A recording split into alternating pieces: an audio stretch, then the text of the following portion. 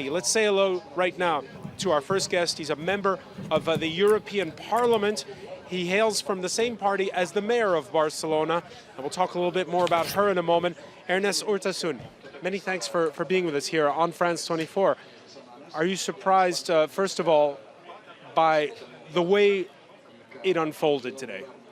I am shocked. I think there is a general feeling in Barcelona of shock of how the Spanish government decided to block the referendum by means of violent police action. I think that was not expected, and I think that it was absolutely not proportionate at all. I mean, one could agree with the referendum or not. We were ourselves very critical on how the Catalan government dealt with the referendum, but the aggression, the violence against young people, against old women, in the poll stations, that was absolutely unacceptable, and that's the reason why we are calling, and the mayor has been saying that during the journey, we are calling for Mariano Rajoy, for the Prime Minister, to immediately resign.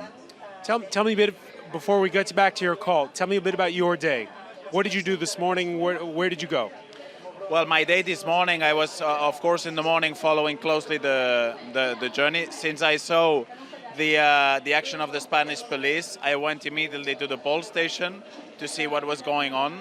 And I think we were all together in solidarity, people that are in favor of independence, people against independence like myself, but all in solidarity in front of the situation. And at the end of the day, I decided to vote. I was doubting myself about voting because I wasn't sure about that referendum, but I think many people like me at the end went to the polls in protest because of the actions of the Spanish government. What did you vote? My vote was a blank vote because I don't recognize that as a referendum, but I don't think this is not what matters today. What matters today is that we should be united against the repression of the Partido Popular. I don't have an impression that the results would matter that much tonight. What would matter is the general reaction in Catalonia against the repressive measures of the Spanish government, and there will be a unified call for him to resign. This is what will matter tonight, I think. Unified call for him to resign in Catalonia. How about in the rest of Spain? Well, Pablo Iglesias was just on screen. He made a press conference in Madrid. He was also calling for the Spanish government to resign. Pablo Iglesias, the leader of Podemos, which is the movement that was born from the Indignados. And to a certain degree, your party is the child of that. After that huge financial crash that you had here in Spain, those big protests, your party rose up through that. You're elected as a member of the European Parliament in 2014. The mayor defied the odds by winning. She's, at the beginning, was somebody who was called the idea of a referendum a sham. The fact that she, at the end, said the vote should take place, some have accused her of political opportunism. What are we saying since the beginning is that the situation in Catalonia will only be unblocked once there is an agreed referendum like the Scottish did and like the agreement of Mr. Cameron and Mr. Salmon did in the case of Scotland and Great Britain. I think the only way of solving that in Catalonia is through an agreed referendum, a legal referendum, and that is our position. We are not an independentist party, but we think that the Catalans should have the right to decide. This is very clear for us. In relation to this referendum right now, we have been saying since the beginning that it didn't have the necessary guarantees in order to respect the will of the Catalan people. But this is not a reason for the Spanish government to act as they did. I mean, they could have let the vote to happen today. Everybody knew it was not going to be a binding vote. Everybody knew that. We could have had like a mass protest day, like people voting in the ballots peacefully, like everybody did today. But the reaction and the violence, this is what actually is today unacceptable.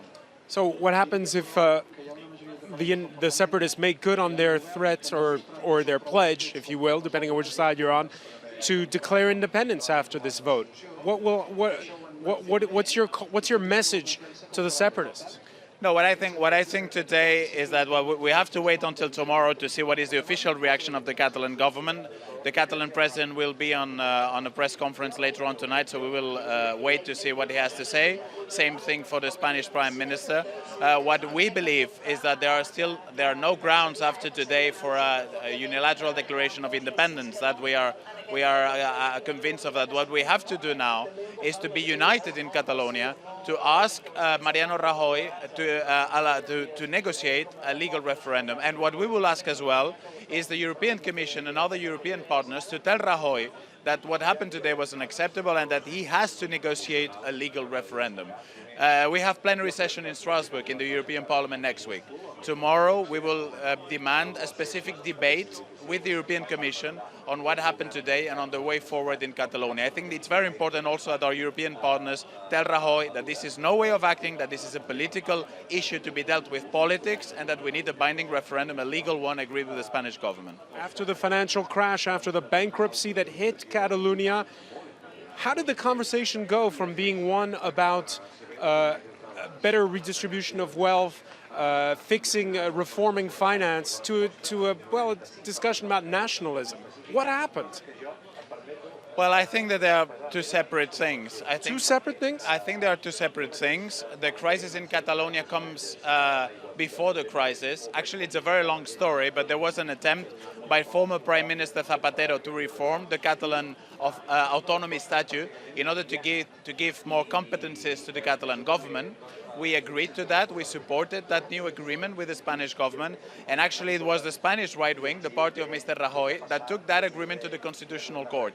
And the Constitutional Court declared not valid many of the things that the Catalan people had already voted in referendum.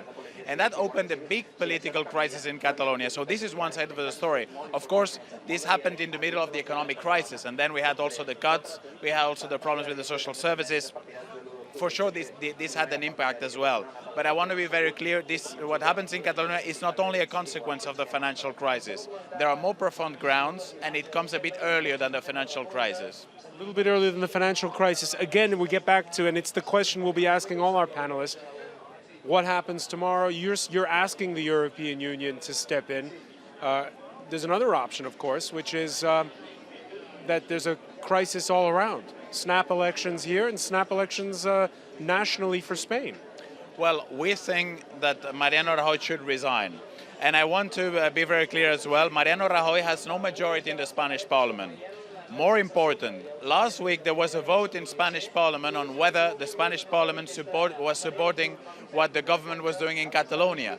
And it was rejected. So Mariano Rajoy did not have even the majority in the Spanish Congress to do what he did today here in Catalonia. So what should we do as opposition parties in Madrid right now as well is to push for a motion of censorship and try to replace Mariano Rajoy in government. But the big question here is, what are the Social Democrats going to do? And this is also a question for them. Will you go for a motion of censorship in Madrid in the coming days? I think they should, and we should work together for another government in Madrid. Ernest Urtasun, I want to thank you so much for joining us here on France 24 during this special edition. And